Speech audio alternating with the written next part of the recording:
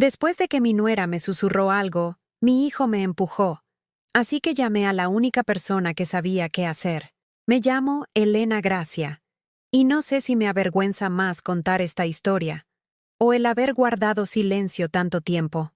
Hoy, voy a contarles algo que nunca pensé que compartiría. Y si ustedes, por un segundo, sienten que esto les suena familiar, por favor, dejen un me gusta y suscríbanse. Me ayudará a seguir encontrando el valor para hablar. Había estado fuera 3 días. Solo 3. Visitando a una amiga de la iglesia en Cuernavaca, Morelos. Recuerdo haber pensado en el camino a casa, lo bien que se sentiría estar de vuelta en mi sillón junto a la ventana, en nuestra casa de Ciudad de México, donde la luz de la tarde tocaba mi hilo de tejer como oro hilado.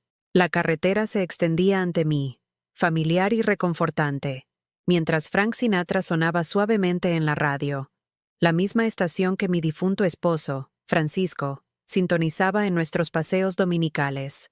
Pero cuando llegué a la entrada de la casa que había llamado hogar durante 37 años, algo andaba terriblemente mal. El jardín delantero no solo estaba desordenado, estaba destrozado. Al principio, pensé que el viento había volcado los botes de basura durante la tormenta que mencionaron en las noticias. Pero entonces vi mi bolsa de viaje azul, la que había tenido desde que Francisco falleció hace 5 años, tirada en la hierba como un animal herido. Mis álbumes de fotos estaban esparcidos por el césped, mis fotos de boda de 1962, el primer cumpleaños de mi hijo, Esteban, su graduación de la preparatoria, su noche de graduación, cuando se veía tan guapo con su smoking rentado, páginas rotas, rostros empapados por los aspersores automáticos, recuerdos disolviéndose en la tierra de la Ciudad de México. Mis libros, los que había guardado desde la universidad, incluyendo mi gastada copia de Matar a un ruiseñor que Francisco me había regalado en nuestro primer aniversario, estaban boca abajo en la tierra. Y lo peor de todo, la caña de pescar de Francisco, lo último que tocó antes de que el cáncer lo consumiera, estaba partida por la mitad y colocada sobre el desastre como una lápida marcando la muerte de todo lo que creía saber sobre mi vida. Salí de mi viejo Honda Civic, mis rodillas se doblaron bajo mí. Tuve que sujetar la puerta del coche solo para mantenerme en pie. El aire olía a rosas del jardín de mi vecina y a algo más que no pude nombrar al principio. Algo que me revolvió el estómago. Más tarde, lo reconocería como el olor de la traición. Había un pedazo de papel de cuaderno pegado a la puerta principal. Sin sobre. Sin firma. Solo palabras escritas con la letra de Esteban. Pulcra. Inclinada. Inconfundible. La misma escritura cuidadosa que le había ayudado a perfeccionar cuando tenía 7 años. Lo siento, mamá. Ya no hay lugar para ti. Espero que entiendas. Me quedé allí congelada en el porche que había barrido cada sábado por la mañana durante décadas, leyendo esas palabras una y otra vez hasta que se emborronaron entre mis lágrimas. El porche donde había esperado a Esteban para que regresara de sus citas, donde me había sentado con Francisco durante su último verano, donde había visto cambiar las estaciones mientras mi cabello se volvía gris y mis manos se arrugaban. Toqué a la puerta, suavemente al principio, como una visitante educada. Luego, con más fuerza, mis nudillos artríticos raspando contra la madera. Me temblaban las manos tanto que apenas podía controlarlas. La puerta se abrió solo 1 pulgada. Y allí estaba, ella, Kayla, la esposa de Esteban desde hacía 6 años, 28 años, con un cabello rubio perfectamente peinado y uñas cuidadas que nunca habían conocido un día de trabajo real. Estaba allí con jeans de diseñador y un suéter de cachemira que había visto en el escaparate de una boutique que nunca podría pagar, mirándome como si fuera una vendedora a domicilio interrumpiendo su tarde perfectamente organizada. Oh, wow. «Ya estás de vuelta», dijo. Su voz llevaba ese tono particular de molestia reservado para sorpresas indeseadas, como si hubiera arruinado sus planes de brunch o interrumpido su sesión de yoga. Pude ver el pasillo detrás de ella, perfectamente limpio. Mis fotos enmarcadas aún colgaban en las paredes. Fotos de la infancia de Esteban, el servicio militar de Francisco, el día de nuestra boda. Mi sillón de lectura estaba en la esquina junto a la ventana, exactamente donde lo había dejado. Mi olor aún persistía en el ambientador enchufado en la pared cerca de las escaleras, y Esteban estaba justo detrás de ella, con los brazos cruzados, los ojos fijos en el suelo como un niño que había sido pillado robando galletas del tarro. Mi hijo, mi único hijo, el bebé que mecía para dormir todas las noches, el niño pequeño cuyas rodillas raspadas besaba para curar, el adolescente cuyo corazón roto había reparado con galletas con chispas de chocolate y escucha paciente. ¿Qué es esto?, pregunté, mi voz apenas pasando por la opresión en mi garganta. Kayla dio un paso adelante, y noté que llevaba el collar de perlas que le había dado la Navidad pasada, el que había ahorrado durante 3 meses para comprar, trabajando turnos extra en el centro comunitario donde era voluntaria. Sus ojos eran suaves, pero su voz era afilada como el viento invernal. No es nada personal, Elena. Solo necesitamos el espacio. Mis padres se mudan la semana que viene. Ellos también son mayores y no podemos albergar a todos. Miré a mi hijo, mi único hijo, el centro de mi mundo durante 42 años. No quiso corresponder mi mirada. Entonces Kayla se inclinó cerca de él, tan cerca que pude oler su perfume caro mezclado con el olor de mi propio jabón de lavanda que aún persistía en la casa. Le susurró algo al oído. No pude oír las palabras, pero vi la forma en que movía los labios, la forma en que su mano tocaba su brazo posesivamente. Y entonces mi hijo, mi niño pequeño, me empujó. No lo suficientemente fuerte como para hacerme caer, solo lo suficiente como para hacerme tropezar hacia atrás, lo suficiente para enviar un mensaje claro que cortó más profundo que cualquier golpe físico. Vete. La puerta se cerró con un suave clic que resonó en mi pecho como un disparo. Y me quedé allí, abandonada en el porche donde había dado la bienvenida a innumerables invitados, donde había firmado paquetes, donde había visto a mi vecindario cambiar a lo largo de las décadas mientras yo permanecía constante, fiel, presente, con mis pertenencias esparcidas en la hierba como basura, mi nombre aparentemente borrado del buzón y nadie viniendo a ayudarme a recoger los pedazos de mi vida destrozada. No recuerdo cómo llegué a Chapultepec. Mi maleta se arrastraba tras de mí como una extremidad rota, sus ruedas enganchándose en cada grieta de la acera. El peso de la misma parecía aumentar con cada paso, como si estuviera absorbiendo todos los años de mi vida que acababan de ser declarados inútiles. Me desplomé en una banca de metal frío cerca del lago donde solía llevar a Esteban a alimentar a los patos cuando era pequeño. El mismo banco donde me había sentado innumerables tardes de domingo, viéndolo arrojar migas de pan, mientras soñaba con el hombre en que se convertiría. Un buen hombre. Un hombre agradecido, un hombre que nunca abandonaría a la mujer que le dio todo. El sol se estaba poniendo tras el horizonte de la Ciudad de México, pintando el agua de naranja y oro. Pasaban corredores, parejas caminaban de la mano, niños jugaban en el parque infantil cercano con padres que observaban protectores desde la barrera, familias normales, familias intactas, familias donde el amor fluía en ambas direcciones. Nadie preguntó si estaba bien. A nadie le importó por qué una mujer de mi edad estaba sentada allí, llorando dentro de su bufanda de lana, la que tejí yo misma durante las largas noches después del funeral de Francisco, cuando el sueño no llegaba.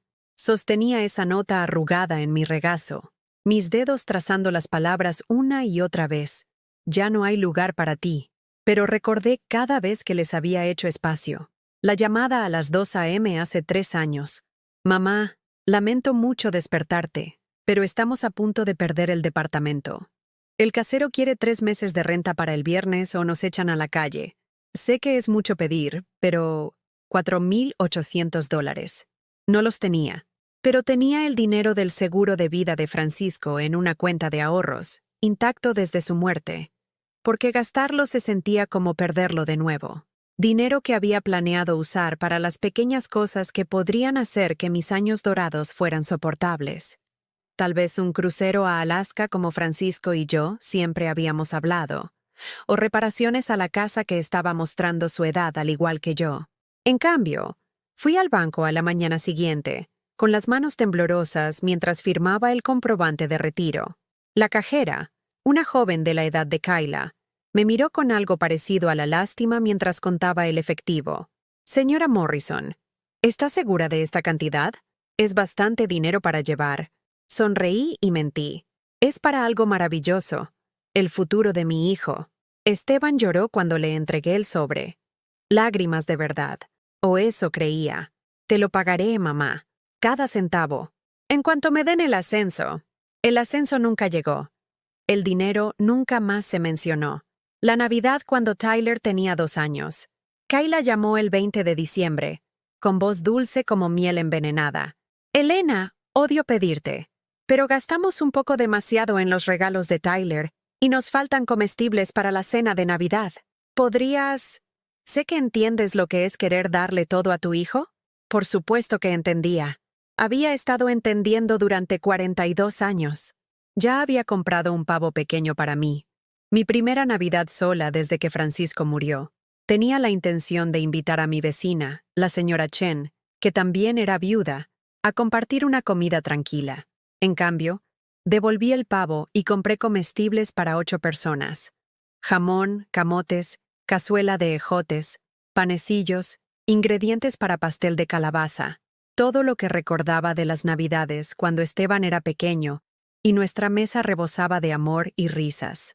Pasé la Nochebuena cocinando en mi cocina, la misma cocina donde había preparado miles de comidas para mi familia. Me dolían las manos con artritis mientras pelaba papas, pero me esforcé por superar el dolor porque eso es lo que hacen las madres. Nos esforzamos. La mañana de Navidad, cargué todo en mi coche y fui a su departamento.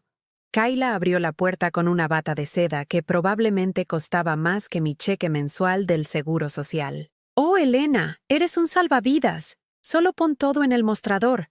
Llegamos tarde al brunch en casa de mis padres». No fui invitada al brunch.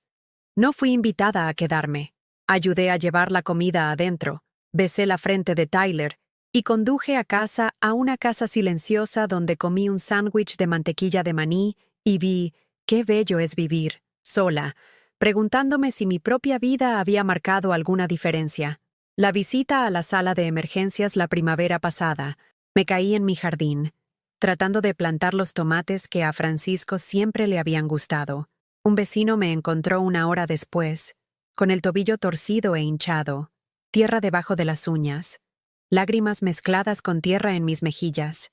El viaje en ambulancia fue aterrador, las sirenas aullando, los paramédicos haciendo preguntas a las que apenas podía responder por el dolor. En el Hospital Memorial de la Villa de las Niñas, me acomodaron el tobillo y me dieron muletas. La enfermera de alta me entregó el papeleo con instrucciones. Sin soportar peso durante 6 semanas. Necesitará a alguien que la ayude con las compras, la limpieza, el cuidado básico. Llamé a Esteban desde el teléfono público del hospital, mis dedos jugando con las monedas. «Mamá, eso es terrible. Ojalá pudiéramos ayudar, pero Kayla está embarazada de nuevo y ha estado muy enferma. Náuseas matutinas. ¿Sabes? No puedo dejarla sola ahora mismo. ¿Quizás la señora Chen podría visitarla?» La señora Chen tenía 83 años y tenía sus propios problemas de salud, pero me trajo sopa cada 2 días durante 6 semanas, cojeando por mis escalones delanteros con un termo y una sonrisa que me recordaba cómo era el amor verdadero. Esteban nunca vino, ni una vez. Pero 3 días después de que me quitaran el yeso, llamó para preguntar si podía cuidar a Tyler porque su niñera habitual no estaba disponible. El aborto espontáneo. Kayla perdió al bebé a las 12 semanas. Cuando Esteban llamó para decírmelo, su voz era hueca de dolor. Por un momento, sonó como el niño pequeño que solía meterse en mi cama durante las tormentas eléctricas. «Mamá, ¿podrías venir?» «Kayla, no está bien. No come. No se levanta de la cama. No sé qué hacer». Llegué en 1 hora, con el corazón destrozado por esta joven que, a pesar de todo, seguía siendo familia. Encontré a Kayla acurrucada en su dormitorio, todavía con la misma ropa que había usado en el consultorio del médico el día anterior. Su rostro estaba surcado de lágrimas, y algo más profundo, una pérdida que reconocí de mis propios 3 abortos espontáneos antes de que finalmente llegara Esteban. La abracé mientras sollozaba. Le preparé té con miel de la forma en que mi propia madre me lo había hecho durante mis horas más oscuras.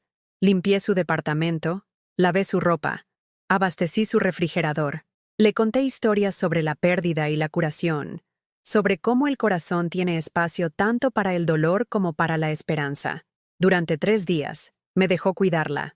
Incluso sonrió una vez cuando le mostré fotos de Esteban de bebé, diciéndole lo precioso que es cada niño, cómo el amor no disminuye incluso cuando no podemos abrazarlos. Al 4.º día, su madre llegó de Milwaukee. Gracias, Elena, pero podemos encargarnos de esto. La familia debe encargarse de los asuntos familiares. Fui despedida como si fuera ayuda contratada, como si no hubiera sido yo quien la estaba sosteniendo, como si mi consuelo no importara. Kayla ni siquiera me miró cuando recogí mis cosas.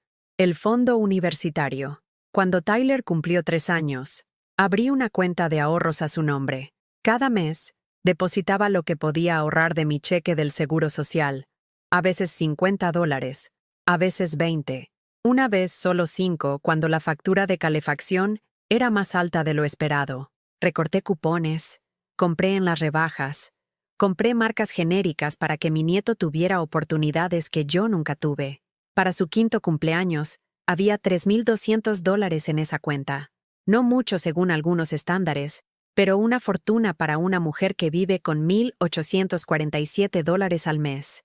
Había planeado sorprenderlos el día de su graduación, entregarle a Esteban la libreta de banco y ver orgullo en sus ojos en lugar de la vaga decepción que se había convertido en su expresión predeterminada cuando me miraba.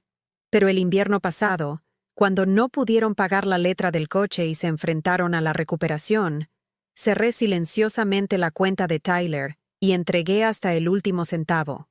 Nunca preguntaron de dónde venía el dinero. Nunca cuestionaron mi capacidad para producir tal suma tan rápidamente. Esteban solo me abrazó y dijo, «Siempre sales adelante, mamá. No sé qué haríamos sin ti, sin mí, no conmigo, sin mí», como si fuera un recurso a explotar en lugar de una persona a la que apreciar. Sentada en esa banca del parque mientras la oscuridad se apoderaba de la Ciudad de México, finalmente entendí la diferencia. Pensé en las tarjetas de cumpleaños que había enviado y que no habían sido reconocidas. Las cenas dominicales que había preparado y a las que estaban demasiado ocupados para asistir. Las llamadas telefónicas que iban directamente al buzón de voz. Las visitas a los abuelos que siempre se acortaban porque Tyler tenía actividades, o Kayla tenía citas, o Esteban tenía trabajo atrasado por hacer. Pensé en cómo me había hecho más y más pequeña, pidiendo cada vez menos, hasta que casi no necesitaba nada en absoluto. Cómo me había convencido de que ser de bajo mantenimiento era una virtud, que necesitar poco demostraba que mi amor era puro. Pero los hijos no deben superar a sus madres. El amor no se supone que sea una cuenta bancaria que solo fluye en una dirección. La peor parte no fue el dinero. Fue la comprensión de que los había estado entrenando para que me vieran como desechable, enseñándoles que mis necesidades no importaban, que mis sentimientos eran consideraciones opcionales en sus ajetreadas vidas. Tenía tanto miedo de ser una carga que había olvidado ser una persona. ¿Me usaron? La pregunta resonó en mi mente mientras estaba sentada allí en la creciente oscuridad, la obra de mi vida esparcida en un jardín como basura, la letra de mi hijo quemando mis ojos con su crueldad casual. ¿Me usaron? Los patos en el estanque se estaban preparando para la noche. Sus suaves murmullos eran el único sonido además del zumbido distante del tráfico en el periférico. Me apreté más el abrigo y sentí algo en el bolsillo, el viejo llavero de Francisco. Entre las llaves de puertas que ya no me daban la bienvenida, había una pequeña llave de latón de la que casi me había olvidado, la llave del estudio sobre la librería de segunda mano de Murphy en la calle de Madero, un lugar que había alquilado hace 40 años como joven profesora, antes de conocer a Francisco, antes de convertirme en esposa, madre y abuela, antes de aprender a definirme enteramente a través de mi servicio a los demás. Había seguido pagando el alquiler todos estos años, $400 al mes debitados automáticamente de mi cuenta. Francisco solía burlarse de mí por eso. El escondite de Elena. Solía llamarlo con una sonrisa, pero nunca me pidió que lo dejara, y nunca expliqué por qué no podía. Ahora sabía por qué. Alguna parte de mí siempre había sabido que este día podría llegar. Alguna parte de mí se había estado preparando para el momento en que el amor se revelaría como algo completamente diferente. El estudio sobre la librería de segunda mano de Murphy no había cambiado en 40 años, excepto por volverse más polvoriento y olvidado. Mientras subía las estrechas escaleras de madera, cada escalón crujía bajo mi peso como viejos huesos protestando por el movimiento. La llave aún encajaba perfectamente, girando con un suave clic que sonaba como un susurro de mi yo del pasado. La puerta se abrió para revelar una cápsula del tiempo de la mujer que solía ser. La luz del sol se filtraba a través de ventanas sucias, iluminando motas de polvo que bailaban en el aire viciado como recuerdos que se negaban a asentarse. Mi caballete antiguo estaba en la esquina, aún sosteniendo una pintura a medio terminar del lago de Chapultepec al amanecer, audaces trazos de naranja y rosa que una vez habían parecido esperanza hecha visible. Los lienzos estaban apilados contra la pared, cubiertos con sábanas que una vez habían sido blancas, pero ahora tenían el tinte amarillento de décadas. Mis útiles de enseñanza estaban en cajas ordenadas.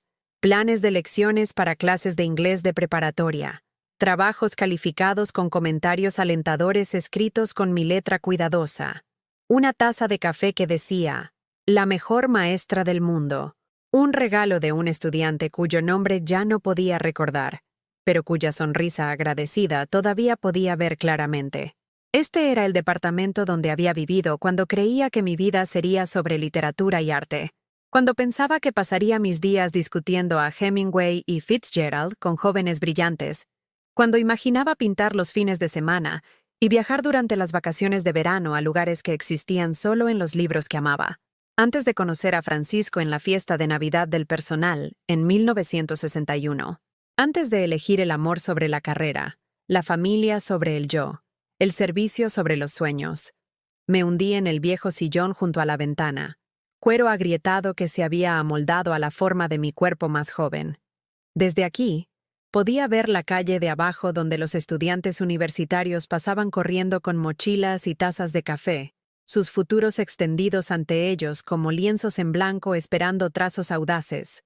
Fue entonces cuando los encontré, escondidos en el cajón de mi viejo escritorio, envueltos en papel de seda amarillento con la edad.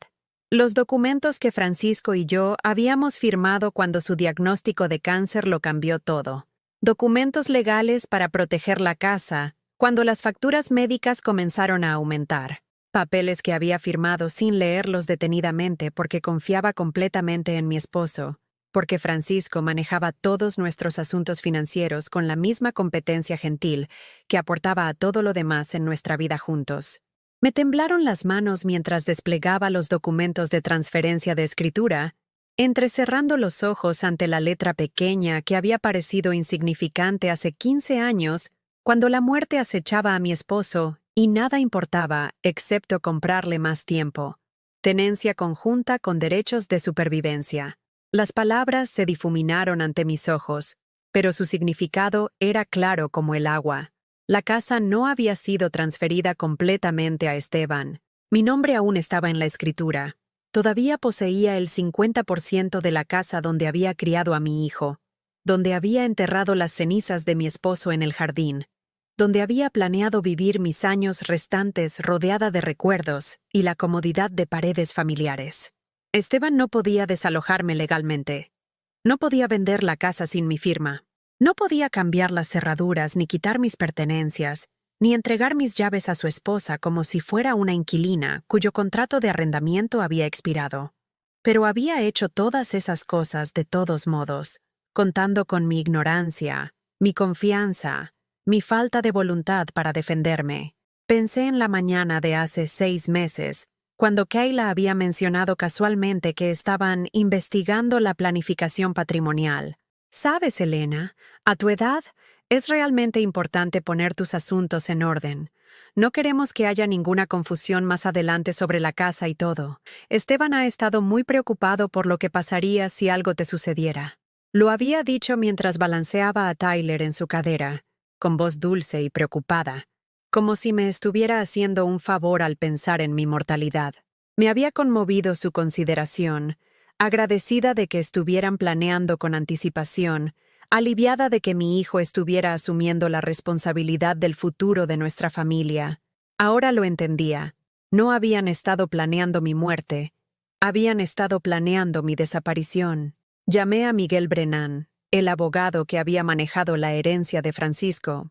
Su oficina estaba en el centro histórico, en uno de esos edificios más antiguos donde los ascensores se movían lentamente y los pasillos olían a aceite de limón y décadas de conversaciones importantes. Miguel ahora tenía 70 años.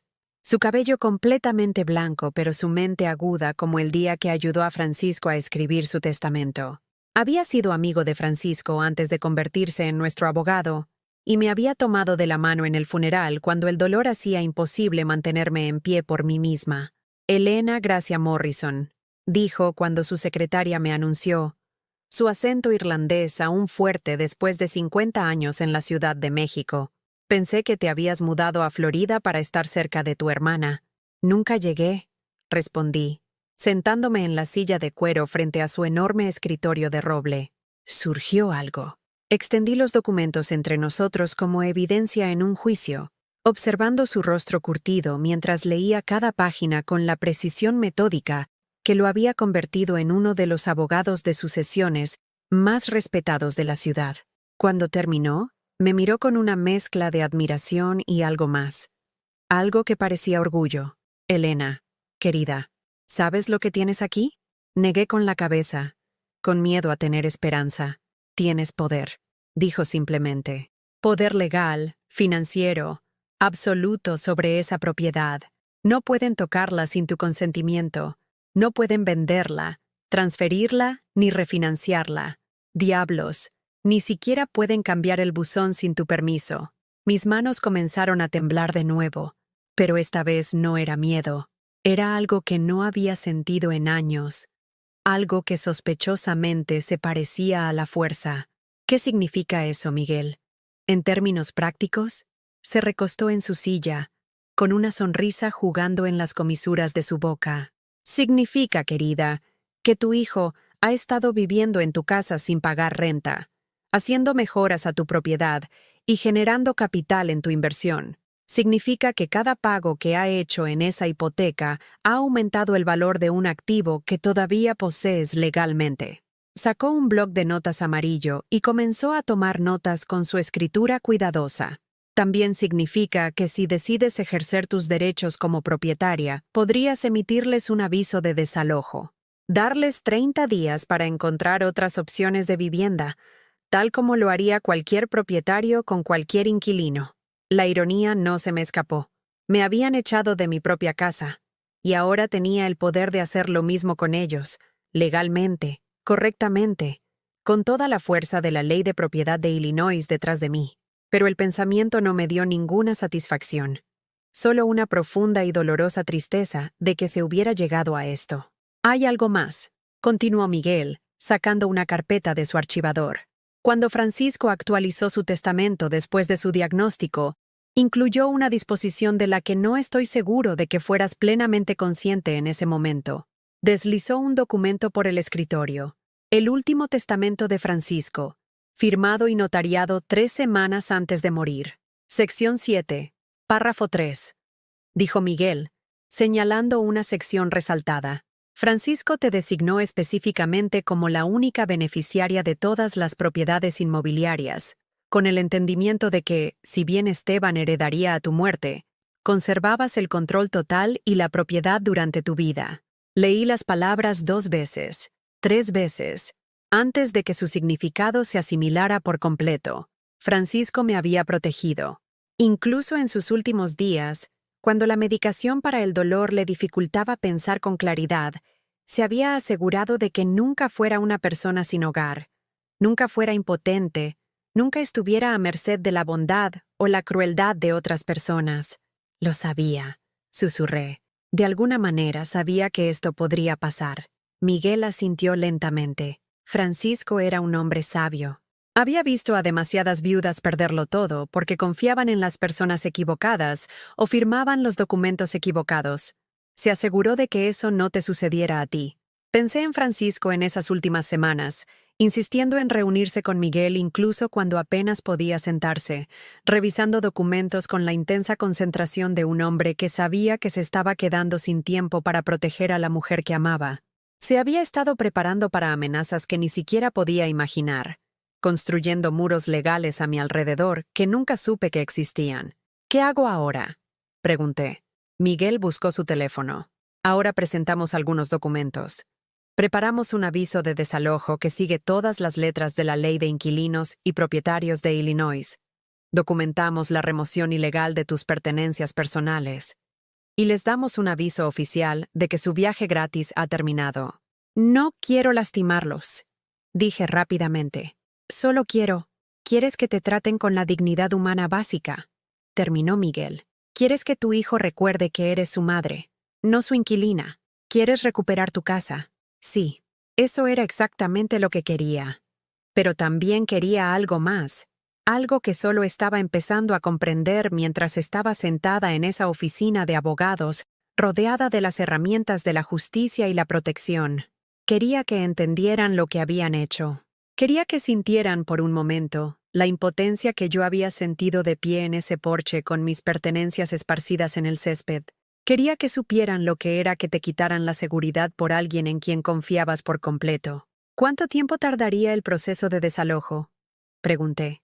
Aviso de 30 días, suponiendo que no lo impugnen, lo cual no pueden, dado que eres la propietaria legal. Después de eso, si se niegan a irse, podemos involucrar al departamento del sheriff para la remoción física. Imaginé la cara de Kayla cuando recibiera los documentos oficiales. Imaginé a Esteban tratando de explicarles a sus amigos por qué su madre lo estaba echando de su propia casa. Los imaginé luchando por encontrar otro lugar para vivir, lidiando con depósitos y solicitudes, y la repentina comprensión de que su cómoda vida se había construido sobre cimientos que en realidad no poseían. El pensamiento debería haberme provocado satisfacción. En cambio, me trajo algo mejor: claridad. Por primera vez en meses, supe exactamente lo que iba a hacer, pero no se los iba a decir. Todavía no. Iba a dejar que vivieran en su comodidad robada por un poco más de tiempo, pensando que habían ganado, pensando que me había desvanecido para siempre como un abrigo viejo que nadie extraña. Iba a dejar que disfrutaran de su victoria. Y luego se lo iba a quitar todo, tal como ellos habían quitado lo mío. Pero primero, tenía algunas preparaciones que hacer. Miguel me entregó una tarjeta de presentación de una empresa de administración de propiedades. Pueden ayudarte a preparar la casa para la venta, si eso es lo que decides hacer. O pueden ayudarte a mudarte de nuevo, si lo prefieres. Guardé la tarjeta en mi bolso, junto al llavero de Francisco, y la nota arrugada que había comenzado toda esta pesadilla. Gracias, Miguel, por todo. Todavía no me lo agradezcas, dijo con una sonrisa que me recordó por qué a Francisco le caía tan bien. Espera hasta que terminemos. Esto va a ser todo un espectáculo. Mientras caminaba de regreso a mi auto, el sol de la tarde se sintió más cálido en mi rostro de lo que había sido en meses. Las calles de la Ciudad de México se veían diferentes de alguna manera, no como una ciudad que me había tragado, sino como un lugar al que pertenecía, donde tenía derechos y poder, y la ley de mi lado. Pasé en coche por la casa, mi casa, y vi a Kayla en el jardín delantero, plantando flores en los macizos que había mantenido cuidadosamente durante décadas. Llevaba guantes de jardinería y un sombrero para el sol, interpretando el papel de la dueña de casa suburbana con obvia satisfacción. Levantó la vista cuando pasé y saludó alegremente, como una vecina podría saludar a otra vecina, como si yo fuera solo alguien que pasaba por su mundo perfectamente ordenado. Respondí al saludo y sonreí. No tenía idea de lo que se avecinaba. No les dije que iba. 3 días después de reunirme con Miguel, conduje a su departamento sin previo aviso. Era martes por la mañana, a las 10 a.m., lo suficientemente temprano para tomarlos por sorpresa, lo suficientemente tarde como para que Esteban se hubiera ido a su trabajo en la compañía de seguros donde había trabajado durante 8 años, sin el ascenso que constantemente se quejaba de no recibir. Había pasado esos 3 días observando, sentada en mi coche frente a la casa a diferentes horas, aprendiendo sus rutinas como un detective que estudia a los sospechosos. Kayla salía cada mañana a las 8:30 para dejar a Tyler en el jardín de niños. Luego regresaba alrededor de las 9:15 con una taza de Starbucks y su tapete de yoga. El horario de Esteban era predecible como la salida del sol. Se iba a las 7:45, llegaba a casa a las 6:30, a menos que se detuviera en la cantina de Murphy con sus compañeros de trabajo los viernes. Se habían instalado en su vida robada con notable facilidad. Pero hoy era diferente. Hoy, el coche de Esteban todavía estaba en la entrada cuando llegué. A través de la ventana de la sala, mi sala, podía ver movimiento, sombras de personas teniendo una conversación animada. Subí los escalones delanteros, pasando por los macizos de flores que Kayla había estado plantando, y toqué la puerta con la misma cortesía que había usado hace 3 días. Pero esta vez sabía que pertenecía aquí. Esta vez tenía documentos en mi bolso que lo demostraban. Kayla respondió, pero su sonrisa condescendiente habitual vaciló cuando me vio. Detrás de ella, vislumbré a Esteban paseando por el pasillo, con el teléfono pegado a la oreja, con la atención particular de alguien que lidiaba con una crisis. «Elena», dijo, con un tono cuidadosamente neutral, «realmente no es un buen momento. Estamos lidiando con algunos asuntos familiares». «Asuntos familiares». Casi me reí. «Soy familia», dije en voz baja, «y me gustaría entrar. A mi casa». Algo cambió en su expresión. Sorpresa, luego cálculo, luego algo que parecía casi miedo. «En realidad, Esteban está en una llamada importante con su jefe. ¿Quizás podrías volver más tarde? ¿O llamar primero la próxima vez?» Llamar primero, para entrar en mi propia casa. Pero antes de que pudiera responder, escuché la voz de Esteban desde el pasillo, lo suficientemente fuerte como para oírse en toda la casa. «No, señor. Entiendo sus preocupaciones, pero la situación de mi madre está completamente resuelta. Se mudó a una comunidad para la tercera edad en Florida, un lugar muy agradable. Ella es mucho más feliz allí». Sentí que algo frío se asentaba en mi estómago. «¿Ella qué?», grité, lo suficientemente alto como para que mi voz llegara a donde quiera que estuviera Esteban. La conversación telefónica se detuvo abruptamente. Se acercaron pasos, y luego Esteban apareció en la puerta detrás de Kayla, con el rostro pálido, los ojos muy abiertos con el pánico de un hombre atrapado en una mentira que se estaba desmoronando en tiempo real. «Mamá», dijo, con voz estrangulada, «¿qué estás haciendo aquí?» «Vivo aquí», dije simplemente. ¿Dónde más estaría? La máscara de Kayla finalmente se deslizó por completo. La dulce y preocupada nuera desapareció, reemplazada por alguien que apenas reconocí, fría, calculadora, desesperada. «No puedes aparecer así como así», soltó. «Nos hemos mudado. Hemos hecho arreglos. Firmaste documentos». «¿Qué documentos?», pregunté genuinamente curiosa. Vaciló, dándose cuenta de que había revelado demasiado. Esteban dio un paso adelante, colocando una mano protectora en el hombro de su esposa, pero sus ojos no pudieron encontrar los míos. «Mamá, mira, esto es complicado. Mi trabajo, han estado haciendo preguntas sobre mi situación familiar, sobre los dependientes y las responsabilidades. Tuve que decirles algo. Entonces, ¿les dijiste que estaba muerta?» «No muerta», dijo rápidamente. «Simplemente reubicada. Establecida en otro lugar. No necesitan saber nuestros asuntos personales». Pero pude ver la verdad en su rostro, en la forma en que sus manos temblaban ligeramente mientras hablaba. Le había estado diciendo a la gente que yo me había ido, tal vez no muerta, pero lo suficientemente ausente como para que pudiera reclamar mi casa, mi identidad como su dependiente a efectos fiscales, tal vez incluso cobrar beneficios o dinero del seguro destinados a mi cuidado. «Esteban», dije, con la voz sorprendentemente firme, «necesito que seas muy honesto conmigo ahora mismo. ¿Qué has estado diciendo exactamente a la gente sobre mi situación?» Kayla intervino antes de que pudiera responder. «Esto es ridículo. Te fuiste, Elena. Elegiste irte. No te obligamos a hacer nada. Me fui porque mis pertenencias estaban esparcidas en el jardín y no me dejaron entrar en mi propia casa». «¿Tu casa?». Kayla se rió, pero sonó frágil y forzada. «Esta es nuestra casa. Esteban la heredó cuando Francisco murió. Has estado viviendo aquí como nuestra invitada». Metí la mano en mi bolso y saqué los documentos de la escritura que Miguel me había copiado. Los papeles se sentían sustanciales en mis manos, cargados de autoridad legal y verdad innegable. En realidad, dije, desplegándolos con cuidado, según los registros del estado de Illinois y del condado de Cook, esta casa me pertenece. 50% para mí, 25% para Esteban y 25% en fideicomiso para la educación de Tyler. El silencio que siguió fue ensordecedor. Esteban miró los papeles como si estuvieran escritos en un idioma extranjero. El rostro de Kayla pasó por una serie de expresiones: confusión, incredulidad y luego furia cruda. «Eso es imposible», dijo, con la voz en aumento. «Hemos estado pagando la hipoteca durante 5 años. Hemos invertido miles de dólares en mejoras.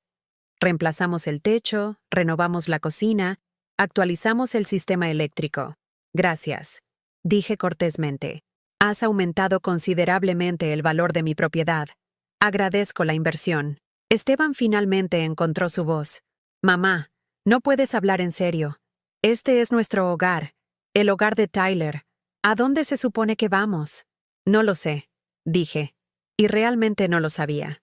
«Pero parecías muy confiado de que yo encontraría algo cuando me pusiste en la misma situación hace 3 días».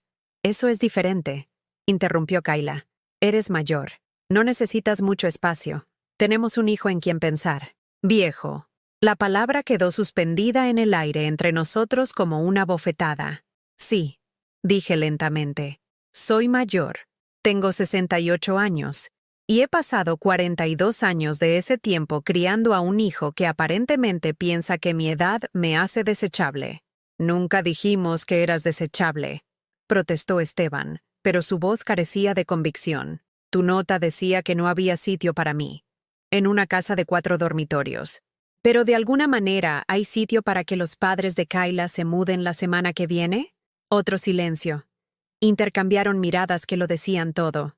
«¿Cómo fue que...?» comenzó Kayla. Luego se detuvo. «¿Cómo supe lo de tus padres? Porque, a diferencia de ustedes, todavía hablo con nuestros vecinos. La señora Chen vio la mudanza programada para el viernes. Estaba confundida porque pensaba que tus padres vivían en Milwaukee. Lo hacen», dijo Esteban rápidamente. «Solo están de visita, por unas semanas». «¿Con un camión de mudanzas lleno de muebles?» Los vi forcejear con explicaciones, su historia desmoronándose con cada pregunta. La verdad se hacía clara. Nunca habían planeado alojar a los padres de Kayla. Simplemente querían que yo me fuera para poder tener la casa para ellos solos, libres del inconveniente de una madre envejecida que requería una consideración ocasional. Pero había algo más, algo que solo estaba empezando a entender mientras observaba cómo se desarrollaba su pánico. «Esteban», dije en voz baja, «muéstrame los estados de cuenta de la hipoteca». «¿Qué?» «Los pagos de la hipoteca que has estado haciendo durante 5 años. Me gustaría ver los estados de cuenta». Su rostro se puso blanco. «Mamá, esa es información financiera privada, no cuando concierne a mi propiedad».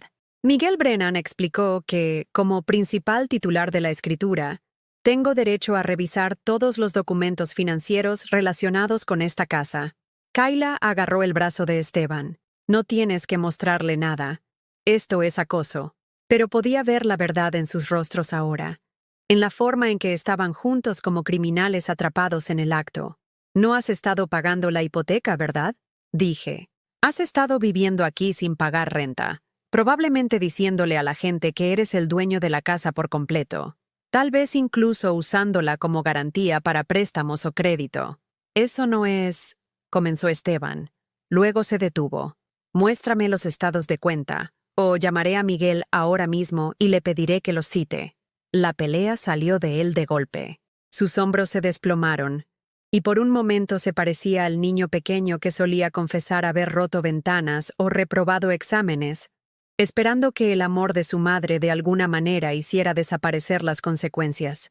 «Hemos tenido algunas dificultades financieras», admitió. «Los pagos de la hipoteca están atrasados». «¿Cuánto tiempo de atraso?» 6 meses, susurró Kayla. 6 meses. Habían estado viviendo en mi casa, mejorando mi propiedad y sin pagar la hipoteca durante 6 meses. Me habían echado en lugar de admitir que estaban fracasando financieramente, en lugar de pedir ayuda, en lugar de enfrentar la realidad de que su cómodo estilo de vida se construyó con crédito que no podían sostener. Así que cuando el banco venga a buscar el pago, dije, las piezas finalmente encajando, vendrán a buscarme a mí, porque mi nombre está en la escritura. Ninguno de los dos respondió, pero su silencio fue confirmación suficiente. No solo habían robado mi casa, habían robado mi seguridad financiera, mi historial crediticio, mi situación legal. Si la casa entraba en ejecución hipotecaria, yo sería responsable de una deuda que no había creado, mientras vivía en la pobreza que me habían impuesto. ¿Cuánto debes?, pregunté. Incluidos los recargos y las multas por mora, dijo Esteban con la voz apenas audible. Unos $38,000. $38,000. Más del doble de mis ingresos anuales del Seguro Social. Dinero que no tenía, por una deuda en la que no había incurrido. En una casa de la que me habían desalojado ilegalmente. Pensé en las noches que había pasado durmiendo en mi coche, hambrienta y con frío, mientras ellos vivían en la comodidad construida sobre mentiras y robos. Pensé en el miedo que había sentido, la vergüenza, la certeza de que era una carga que nadie quería. Y pensé en Francisco, que había trabajado en 2 trabajos para pagar esta casa temprano, que había ahorrado y ahorrado para que siempre tuviera un hogar, que había estructurado su testamento específicamente para protegerme exactamente de esta situación. Te voy a dar una opción, dije, con la voz firme a pesar de la rabia que crecía en mi pecho. Esperaron, con la esperanza parpadeando en sus ojos como si, de alguna manera, la vieja costumbre de acomodo de su madre los salvara una vez más. Puedes empacar tus cosas e irte a finales de la semana, y trabajaré con Miguel para resolver la situación de la hipoteca sin destruir tu crédito. O puedes luchar contra esto, y ejerceré todos los recursos legales disponibles para mí, incluidos los cargos por fraude, robo y abuso de ancianos. ¿Abuso de ancianos?, jadeó Kayla. Nunca te tocamos. Abuso financiero de ancianos, aclaré. Es un delito grave en Illinois. Miguel fue muy minucioso al explicarme mis opciones. El teléfono de Esteban comenzó a sonar. Miró la pantalla y su rostro se puso aún más pálido. Es mi jefe, susurró. Contesta, dije. Pero esta vez, dile la verdad. Esteban no contestó su teléfono. Se quedó allí mirando cómo sonaba, con su rostro pasando por expresiones que nunca antes había visto.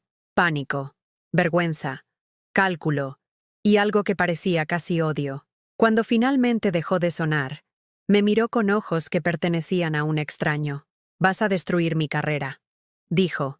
Mi reputación. Todo por lo que he trabajado. No estoy destruyendo nada, respondí. Solo me niego a encubrirte más. Esto es vengativo, escupió Kayla. Esto es venganza porque herimos tus sentimientos. Herir mis sentimientos. Como si ser echada de mi propia casa fuera equivalente a un leve desaire social. No, dije, caminando junto a ellos hacia mi sala de estar, pasando mi mano por el respaldo de mi viejo sillón de lectura. Esto es justicia. Les di hasta el viernes para desocupar. 5 días para desmantelar la vida que habían construido sobre mentiras y encontrar otro lugar al que llamar hogar. Miguel presentó la documentación esa tarde, y por la noche, un alguacil llamó a su puerta con documentos oficiales que no podían ser ignorados ni desestimados. No estaba allí para ver sus caras cuando recibieron la notificación de desalojo, pero la señora Chen me llamó esa noche. Elena, querida, hay una gran conmoción en tu casa. Coches de policía, muchos gritos. Kayla arrojó algo al coche del alguacil. Un tiesto, creo. El pobre hombre parecía aterrorizado. Sentí un revoloteo de algo que no había experimentado en años. Satisfacción mezclada con una extraña ligereza. Como si un peso al que me había acostumbrado tanto a cargar se hubiera levantado repentinamente de mis hombros. Esa noche, dormí en mi estudio por primera vez desde que tenía 26 años. La estrecha cama me pareció un lujo en comparación con el asiento trasero de mi Honda. El silencio era completo y limpio. roto solo por el sonido distante del tráfico nocturno y el crujido ocasional del viejo edificio que se asentaba en sí mismo. Me desperté antes del amanecer y preparé café en la pequeña placa caliente que había instalado hace décadas. Cuando el sol salió sobre la Ciudad de México, pintando el cielo con tonos de rosa y oro, me senté junto a la ventana y vi cómo la ciudad cobraba vida. La gente pasaba corriendo por la acera de abajo. Trabajadores que se dirigían a los turnos de la mañana, corredores que comenzaban sus carreras matutinas, una mujer paseando a su perro mientras hablaba por teléfono, gente normal que vive una vida normal, sin la carga de hijos ingratos y hogares robados. Por primera vez en meses, sentí que podría volver a ser una de ellos. La mañana del miércoles trajo la primera señal de que Esteban y Kayla se estaban tomando en serio mi ultimátum. Un camión de mudanzas apareció en la entrada a las 7 a.m., seguido de 2 hombres con overoles que comenzaron a cargar muebles con la eficiencia metódica de personas que habían hecho esto muchas veces antes. Pasé por la casa 2 veces ese día, incapaz de resistir la extraña satisfacción de ver mi vida restaurada pieza por pieza. Se estaban llevando todo lo que habían aportado al matrimonio. Los muebles modernos de Kayla, sus costosos aparatos electrónicos, los palos de golf de Esteban que habían costado más que mi presupuesto mensual para comestibles. Pero dejaban atrás todo lo que había estado allí antes. El sillón reclinable de Francisco que había tapizado 2 veces. El juego de comedor que mis padres nos habían dado como regalo de bodas. El reloj de abuelo que había pertenecido al padre de Francisco y que sonaba cada hora con un sonido que se sentía como en casa. El jueves, recibí una llamada telefónica inesperada. «Señora Morrison, soy Jennifer Walsh de la escuela preescolar de Tyler.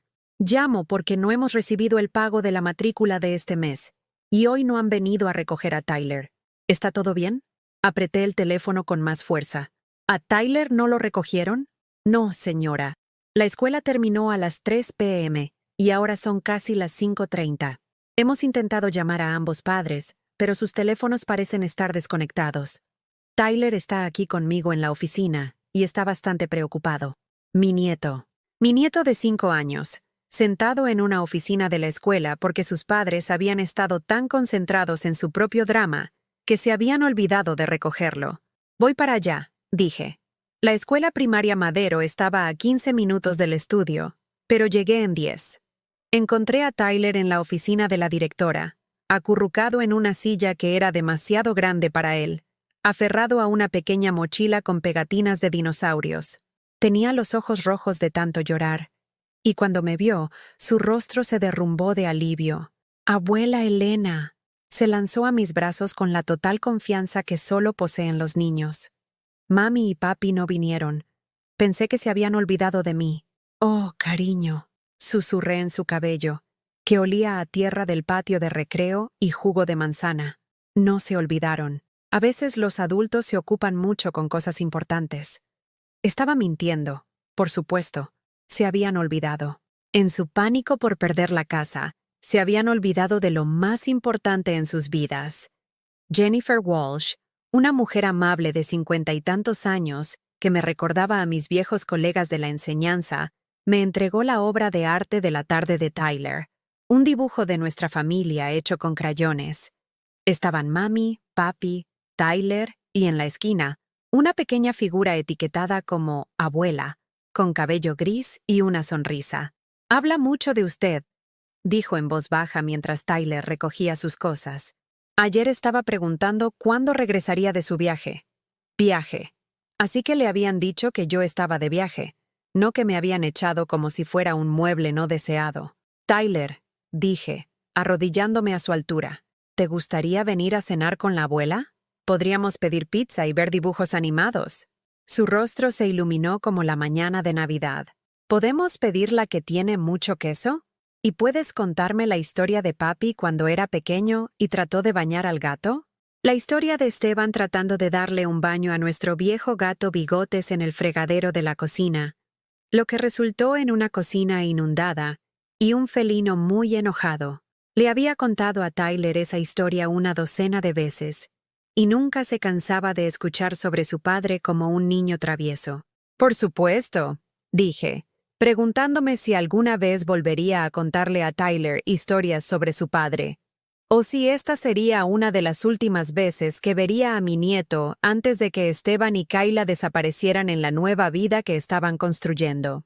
Cenamos en la pizzería Tony en la calle de Madero, donde Tyler me deleitó con relatos detallados de su día. Pintar con los dedos, aventuras en el patio de recreo, una compañera de clase que había traído a su hámster para mostrarlo y contarlo. La charla normal de un niño de 5 años que llenó el espacio entre nosotros con inocencia y alegría, pero debajo de su narración animada, podía sentir su confusión. Seguía preguntando cuándo íbamos a casa, cuándo vendrían mami y papi a buscarlo, por qué la casa de la abuela se veía diferente cuando pasamos por ella antes. Lo llevé al departamento de la hermana de Kayla en Naucalpan, donde finalmente los había localizado, después de intentar 6 números diferentes. El reencuentro fue incómodo y tenso. Kayla apenas me miró cuando le quitó a Tyler de mis brazos, y Esteban murmuró un agradecimiento a regañadientes que sonaba más como una acusación. «Estábamos empacando», dijo Kayla a la defensiva. «Se nos fue el tiempo. Estuvo en la escuela 2 horas y media después de la hora de recogida», respondí. Pensó que se habían olvidado de él. «Nunca nos olvidaríamos de Tyler», respondió Esteban con brusquedad. «Somos buenos padres». Miré a mi hijo, realmente lo miré, y vi a alguien que apenas reconocía. El dulce niño que solía disculparse por pisar accidentalmente a las hormigas se había convertido en un hombre que podía abandonar a su propio hijo en la escuela en lugar de admitir que necesitaba ayuda. «Sí», dije en voz baja. Solía serlo. La mañana del viernes llegó gris y lloviznosa, el típico clima de Ciudad de México para principios de otoño. Fui a la casa a las 9 a.m. en punto, como se especificaba en el aviso de desalojo. El camión de mudanza se había ido, la entrada vacía, excepto por manchas de aceite y marcas de neumáticos que contaban la historia de una partida apresurada. Miguel me recibió en la puerta con un cerrajero y un nuevo juego de llaves. La casa se sintió diferente cuando entramos. Más grande de alguna manera, como si quitar a Esteban y Kayla hubiera creado un espacio que no había existido antes. Se habían llevado casi todo lo que podían reclamar legalmente, pero también se habían llevado algunas cosas que no eran suyas. La caja de aparejos de Francisco faltaba, junto con las fotos de boda de nuestra repisa, y una pequeña joyero que había pertenecido a mi madre. Pero habían dejado atrás algo más valioso que cualquier cosa que hubieran robado: el silencio puro y limpio que me pertenecía por completo. Caminé por las habitaciones lentamente, volviendo a familiarizarme con espacios que se sentían familiares y extraños a la vez. La sala de estar donde había pasado innumerables noches leyendo mientras Francisco veía las noticias. La cocina donde había preparado miles de comidas, donde le había enseñado a Esteban a hacer huevos revueltos y galletas con chispas de chocolate. El dormitorio que había compartido con Francisco durante 37 años, donde habíamos planeado nuestro futuro y llorado nuestras pérdidas, y nos habíamos sostenido mutuamente a través de todo lo que la vida nos había deparado. En el sótano, encontré cajas de las que me había olvidado. Recuerdos guardados de la infancia de Esteban que Kayla aparentemente había considerado inútiles. Boletas de calificaciones con comentarios de los maestros elogiando su amabilidad y creatividad. Proyectos de arte hechos con papel de construcción y pegamento. Una tarjeta del Día del Padre que había hecho cuando tenía 8 años, con la huella de su mano trazada con pintura azul y las palabras «El mejor papá del mundo», escritas con su cuidadosa letra. Me senté en el suelo del sótano rodeada de evidencia del niño que solía ser, tratando de reconciliar esos artefactos inocentes con el hombre que me había echado de mi propia casa. ¿Dónde me había equivocado? ¿Cuándo mi amor se había convertido en consentimiento? ¿Cuándo mis sacrificios le habían enseñado que yo era prescindible en lugar de esencial? Tal vez la culpa fue mía. Tal vez lo había amado demasiado. Le había dado demasiado. Le había hecho la vida tan cómoda que nunca aprendió a valorar la lucha ni a apreciar el sacrificio. O tal vez algunas personas son simplemente capaces de crueldad, independientemente de cómo sean criadas.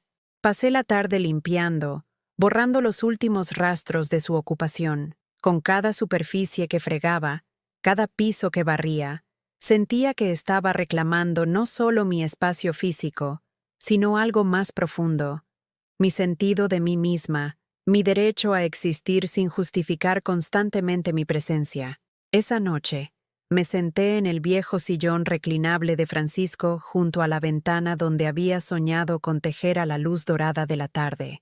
La casa estaba silenciosa, excepto por los sonidos familiares que había extrañado, el zumbido del refrigerador, el tic-tac del reloj de abuelo, los suaves sonidos de asentamiento que significaban hogar. Llamé a la compañía hipotecaria y expliqué la situación. Con la ayuda de Miguel, podría establecer un plan de pagos que no destruyera mi crédito ni me costara mi casa. Sería difícil. La mayor parte de mi seguridad social se destinaría a ponerme al día con los pagos, pero era manejable. Más importante aún, era mío para manejarlo. Por primera vez en meses, me acosté en mi propia habitación, en mi propia casa, con mi propia llave en el bolso y mi propio nombre en la escritura. Dormí durante 10 horas seguidas, más profundamente y en paz que desde el día en que encontré mis pertenencias esparcidas en el jardín. Cuando me desperté el sábado por la mañana, la luz del sol entraba a raudales por las ventanas del dormitorio, y podía oír a los pájaros cantar en el árbol de roble que Francisco había plantado el año en que nació Esteban. Preparé café en mi propia cocina, me senté en mi propia mesa y abrí el periódico en la sección de clasificados. Era hora de empezar a construir una nueva vida. Una vida que me pertenecía por completo. Volvieron el domingo. Estaba en el jardín, replantando los macizos de flores que Kayla había arrancado en su apresurado proyecto de jardinería, cuando escuché portazos en la entrada. A través de la valla, podía ver el sedán de Esteban y el todoterreno de Kayla, ambos cargados con maletas y cajas como si regresaran de unas largas vacaciones, en lugar de enfrentar las consecuencias de sus propias acciones. Continué trabajando con mis manos en la tierra, sintiéndome extrañamente tranquila mientras sus pasos se acercaban por la pasarela que había barrido esa mañana. Las herramientas de jardín de Francisco se sentían bien en mis manos, sólidas, decididas, reales de una manera que mi vida no había sentido durante meses. Mamá. La voz de Esteban era tensa, formal. Necesitamos hablar. Levanté la vista de las caléndulas que estaba plantando, secándome las manos con el viejo delantal de jardinería que había encontrado en el sótano. Ambos estaban de pie al borde de mi jardín como visitantes inseguros de su bienvenida. Lo que supuse eran. ¿De qué?, pregunté amablemente. «De esto», dijo Kayla, agitando un pedazo de papel que reconocí como el aviso de desalojo. «De cómo has destruido por completo nuestras vidas por un malentendido». Malentendido. Casi me reí. «Por favor», dije, gesticulando hacia los escalones del porche. «Siéntense. Tengamos esta conversación apropiadamente». Intercambiaron miradas, pero se acomodaron en los escalones donde Tyler solía sentarse cuando le daba paletas en las tardes de verano. La ironía no se me escapó. Mi hijo y su esposa, pidiendo permiso para sentarse en mi propiedad, tratando de descubrir cómo manipularme para que volviera a estar de acuerdo. «Mamá», comenzó Esteban, con el tono persuasivo que había perfeccionado durante años de pedir dinero. «Sé que manejamos las cosas mal. Estábamos estresados por la situación de la hipoteca y tomamos algunas malas decisiones. Pero somos familia. Podemos solucionarlo». «¿Cómo propones que lo solucionemos?», pregunté, genuinamente curiosa. «Nos mudamos de nuevo», dijo Kayla, como si la solución fuera obvia. «Todos vivimos aquí juntos, como antes, pero con mejor comunicación. Te incluiremos en las decisiones. Nos aseguraremos de que te sientas valorada». Sentirse valorada. No ser realmente valorada. Solo sentirlo. «¿Y los pagos de la hipoteca?», pregunté. «Ya encontraremos algo», dijo Esteban rápidamente. «Tal vez podamos refinanciar, o podría ser codeudor de un préstamo. Tu crédito es mejor que el nuestro en este momento». Ahí estaba. Incluso en su disculpa, incluso en su momento de necesidad, todavía me estaban utilizando, todavía buscando formas de hacer que sus problemas fueran mi responsabilidad. «¿Y Tyler?», pregunté. «¿Qué pasa con el hecho de que olvidaron recoger a su hijo de la escuela?». El rostro de Kayla se sonrojó. «Fue una vez». Estábamos bajo una enorme presión por lo que nos estabas haciendo. Lo que yo les estaba haciendo. Ya veo, dije, poniéndome de pie y sacudiendo la tierra de mis rodillas. Así que tu incapacidad para recordar las necesidades básicas de tu hijo es mi culpa porque me negué a dejarte robar mi casa. No estábamos robando nada, protestó Esteban. Papá me dejó esta casa. Tu padre me dejó esta casa, con disposiciones para ti después de mi muerte. Hay una diferencia. Caminé hacia el columpio del porche donde Francisco y yo solíamos sentarnos por las noches, viendo cómo el sol ponía nuestra tranquila calle en oro. El columpio crujía ligeramente bajo mi peso, un sonido que siempre había significado paz y satisfacción, pero que ahora se sentía como puntuación en una conversación que hacía mucho que debía tenerse. Permítanme decirles lo que creo que pasó, dije, con voz tranquila y firme. Creo que han estado viviendo por encima de sus posibilidades durante años. Creo que pidieron préstamos contra esta casa sin decírmelo, tal vez incluso reclamando la propiedad que no tenían. Creo que cuando las facturas comenzaron a acumularse y los bancos comenzaron a llamar, entraron en pánico. Ninguno de los dos lo negó, lo cual fue confirmación suficiente. Creo que me vieron como la solución perfecta. Continué. Si pudieran sacarme de la casa, podrían venderla sin mi conocimiento, usar el dinero para pagar sus deudas y decirle a todos que me había mudado a Florida para estar más cerca de mi hermana. Simple, limpio, sin complicaciones emocionales desordenadas. Kayla se movió incómodamente en los escalones. Eso no es. Pero no contaron con que yo lucharía. Pensaron que desaparecería silenciosamente, como una buena viejecita que conoce su lugar. Pensaron que me daría demasiada vergüenza contarle a nadie lo que pasó, demasiado confundida para entender mis derechos legales, demasiado agradecida por su pasada tolerancia para causar problemas. Esteban finalmente me miró, y por un momento vi algo que podría haber sido remordimiento en sus ojos, pero fue reemplazado rápidamente por la defensiva hosca de un niño atrapado en un delito. Te dimos un hogar durante 5 años, dijo. Te cuidamos cuando papá murió. Nunca te pedimos que pagaras renta, servicios públicos ni mantenimiento. Te tratamos como familia. Me trataron como a una invitada que había sobrepasado su bienvenida. Corregí. Y luego me trataron como basura para ser desechada cuando me volví inconveniente. Nunca quisimos que llegara tan lejos, dijo Kayla con la voz comenzando a quebrarse. Solo necesitábamos algo de espacio para resolver las cosas. Íbamos a invitarte a regresar una vez que nos estableciéramos. ¿Cuándo? Pregunté. ¿Después de que vendieras mi casa? ¿Después de que cobraste el dinero del seguro? ¿Después de que convencieras a Tyler de que la abuela lo había abandonado? Nunca haríamos eso a Tyler, dijo Esteban, pero su protesta carecía de convicción. Ya lo hicieron. Se olvidaron de recogerlo de la escuela. Desconectaron sus teléfonos. Dejaron a un niño de 5 años sentado en una oficina, llorando porque pensaba que sus padres habían desaparecido. El silencio que siguió estaba cargado de verdades que no podían ser negadas ni explicadas. Estábamos abrumados, susurró Kayla. Yo también, respondí. Yo también lo estaba cuando dormí en mi coche durante 5 noches. Yo también lo estaba cuando tuve que elegir entre el dinero de la gasolina y la comida. Yo también lo estaba cuando me di cuenta de que mi propio hijo me había tirado como basura. Esteban se puso de pie abruptamente, paseando por el borde del porche como un animal enjaulado buscando escapar. ¿Qué quieres de nosotros?, exigió. ¿Dinero? ¿Una disculpa? ¿Qué se necesita para arreglar esto? Lo miré, realmente lo miré, y traté de encontrar rastros del niño pequeño que solía meterse en mi regazo cuando las tormentas lo asustaban. El niño que había llorado cuando pisó accidentalmente a una mariposa. El adolescente que me llamaba de la universidad solo para escuchar mi voz cuando se sentía solo en casa. Ese niño se había ido, reemplazado por un hombre que veía las relaciones como transacciones y el amor como palanca. Quiero que seas la persona que crié, dije en voz baja. Quiero que seas alguien de quien tu padre se sentiría orgulloso. Quiero que seas un hombre que proteja a las personas que ama en lugar de usarlas. Nunca te usé, dijo, pero las palabras salieron huecas y poco convincentes. 18 años de pagos de hipoteca, dije, marcando con los dedos. El fondo universitario de Tyler. Cenas de Navidad. Reparaciones de emergencia del coche. Cuentas del hospital. Regalos de cumpleaños. Cuidar niños. Cocinar. Limpiar.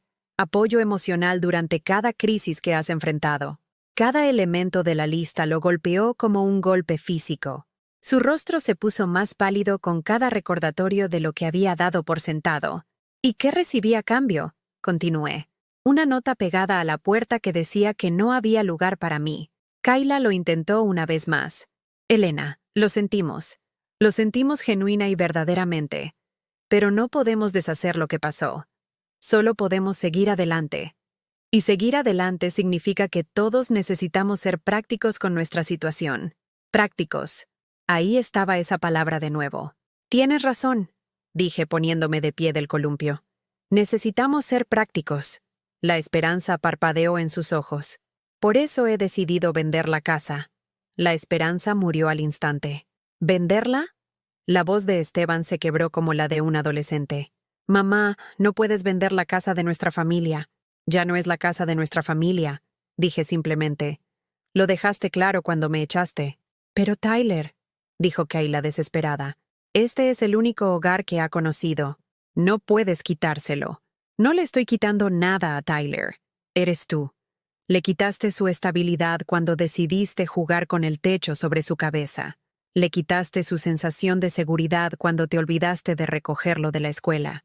Le quitaste su relación con su abuela cuando le mentiste sobre dónde estaba. Caminé por los escalones del porche, pasando junto a ellos, hacia mi jardín donde las caléndulas ya se veían más brillantes y esperanzadoras que hacía una hora. Miguel Brennan se encargará de la venta, dije sin darme la vuelta. Me aseguraré de que el fondo educativo de Tyler se restablezca antes de que se cierre la venta de la casa. Después de eso, tendrán que resolver su propia situación de vivienda. ¿A dónde vas a ir?, preguntó Esteban, y por primera vez en nuestra conversación, sonó genuinamente preocupado por mi bienestar. Me volví para enfrentarlos por última vez. Todavía no lo sé, admití. Pero a donde vaya, será a algún lugar donde me quieran, a algún lugar donde me valoren, a algún lugar donde no tenga que ganarme el derecho a existir haciéndome más y más pequeña hasta que desaparezca. Reanudé mi jardinería, con las manos firmes mientras trabajaba la tierra alrededor de delicadas raíces, nutriendo un nuevo crecimiento en un terreno que había sido descuidado durante demasiado tiempo. Detrás de mí, escuché portazos y motores en marcha. No levanté la vista cuando se marcharon. No me despedí con la mano. No sentí la necesidad de correr tras ellos con disculpas y compromisos que no arreglarían nada y no cambiarían nada. Por primera vez en mi vida, dejé que mi hijo se fuera sin tratar de facilitarle las cosas. Las caléndulas brillaban como pequeños soles a la luz de la tarde, y me sorprendí sonriendo mientras trabajaba. No porque estuviera feliz por perder a mi familia, sino porque finalmente era libre de plantar flores que florecerían solo para mí, en tierra que me pertenecía por completo, en un jardín donde nunca más tendría que disculparme por ocupar espacio. Esa noche, llamé a un agente de bienes raíces que había encontrado en las páginas amarillas. Se llamaba Sandra Martínez y se especializaba en ayudar a las personas mayores a navegar por la venta de propiedades. Me gustaría poner mi casa a la venta, le dije. Por supuesto, señora Morrison. ¿Se está mudando a un lugar más pequeño? ¿Mudándose a una comunidad para jubilados? No, dije, mirando la sala de estar donde Francisco y yo habíamos construido nuestra vida juntos.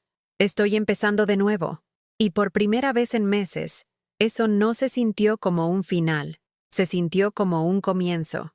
La casa se vendió en 3 semanas.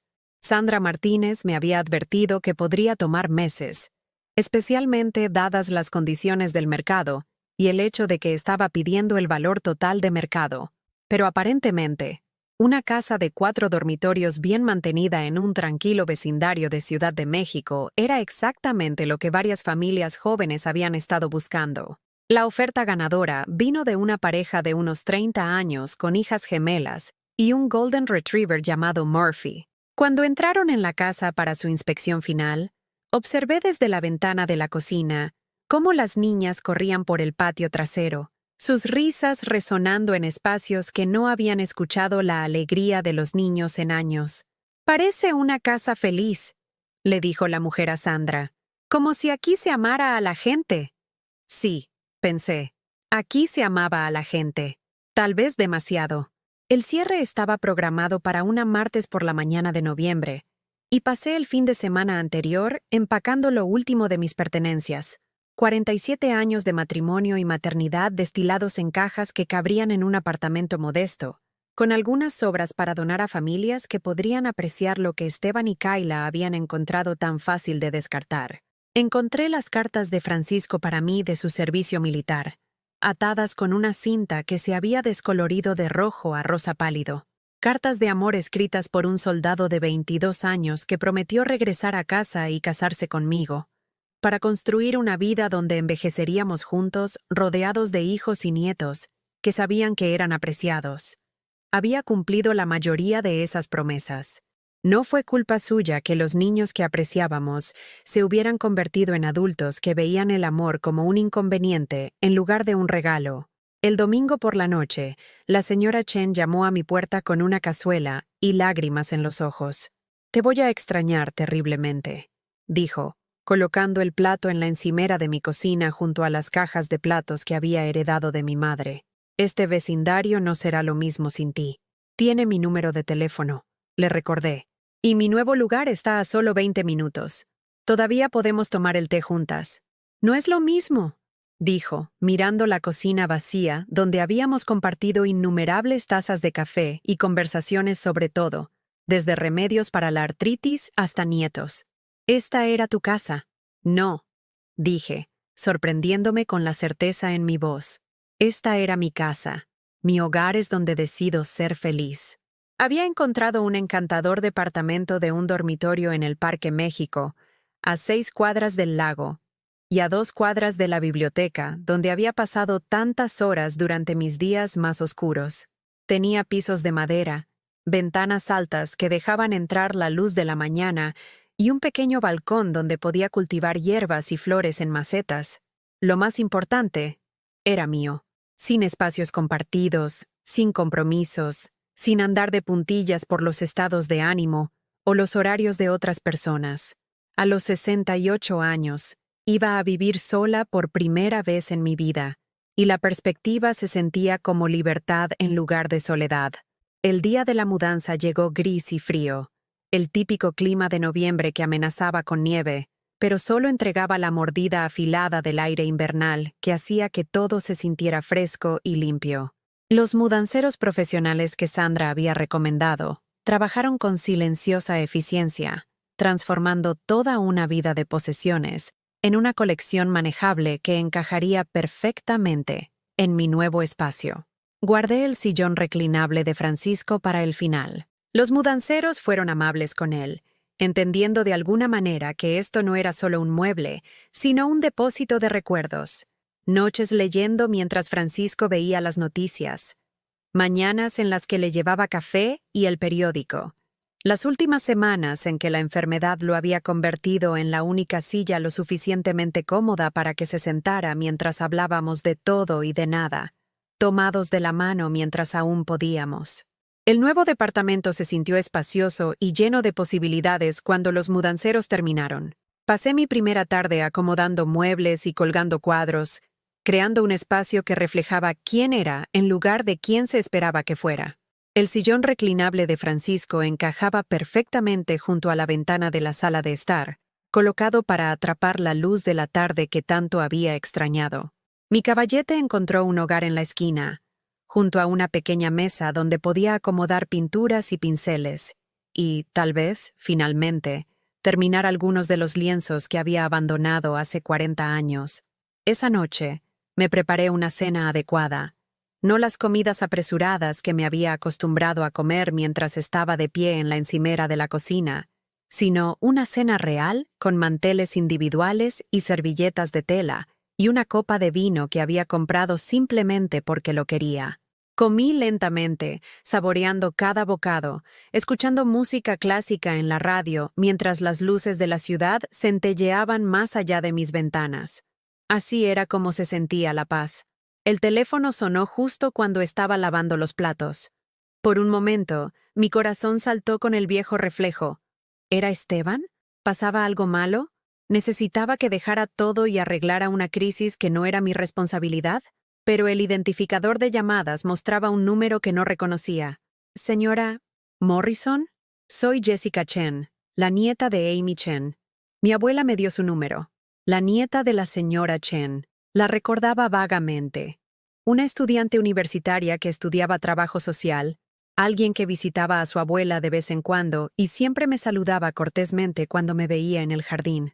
Me contó sobre su situación, continuó Jessica, y me pregunté si podría estar interesada en algún trabajo a tiempo parcial. Coordino voluntarios para un programa de alfabetización en el Centro Comunitario de Coyoacán. Enseñáramos a leer a adultos que nunca tuvieron la oportunidad de aprender. Y necesitamos desesperadamente a alguien con su experiencia docente. Enseñar. No había pensado en enseñar en décadas. No había considerado que las habilidades que había desarrollado en mis 20s aún pudieran ser valiosas, aún fueran necesarias. El pago no es mucho, admitió Jessica, pero tiene horarios flexibles, y los estudiantes, bueno, son las personas más agradecidas que jamás conocerá. Adultos que han esperado toda su vida que alguien los ayude a desbloquear el mundo de la lectura. Pensé en mis días vacíos, en el tiempo que había estado pasando deambulando por la ciudad o sentada en bibliotecas, leyendo las palabras de otras personas en lugar de contribuir con mi propio conocimiento al mundo. ¿Cuándo empieza?, pregunté.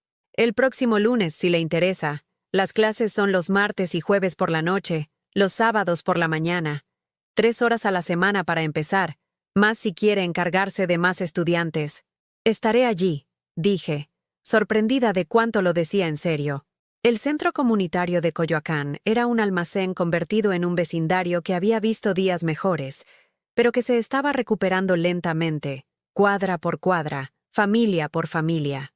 El aula de alfabetización era pequeña y alegre, con carteles motivacionales en las paredes y mesas redondas dispuestas para fomentar la conversación y la colaboración. Mi primera estudiante fue María Santos, una mujer de unos 50 años que había inmigrado de México 30 años antes y había criado a 4 hijos mientras trabajaba dobles turnos como ama de llaves.